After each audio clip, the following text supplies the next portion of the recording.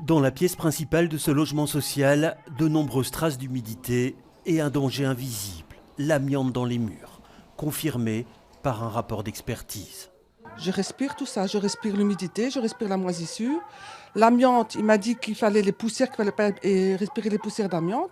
Mais on n'a pas le choix, on n'a pas le choix, on ne peut pas rester comme ça. Une des chambres, très humide elle aussi, a carrément dû être condamnée. L'humidité rentrait dans les vêtements, dans l'armoire de mon fils. Les vestes, les vêtements, les têtes d'oreiller, tout rempli d'humidité, c'est irrécupérable. Un exemple parmi d'autres, dans cette tour située face à la station Bécante. Les problèmes s'y accumulent. Vétusté, amiante, suroccupation pour certains. Les étages supérieurs ont déjà été vidés. Il reste aujourd'hui 35 appartements occupés par bloc et cela fait des années que les locataires demandent un relogement au foyer molenbeekois.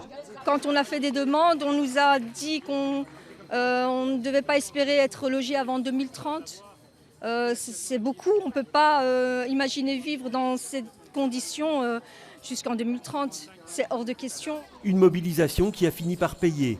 Aujourd'hui, le directeur de la Société du logement régional s'est déplacé. Donc je ne suis pas sûr qu'on va tout arranger, mais au moins on vient voir et on voit qu'est-ce qu'on doit réellement faire. Une visite, un état des lieux et à la sortie une solution proposée pour les cas les plus urgents. On a demandé il y a 3 semaines au logement molenbeekois de faire un appel aux autres sociétés de logement de la région, un appel à appartements, vu la crise ici. On estime qu'il y a la moitié des 35 appartements qui sont en situation ou qui méritent un relogement.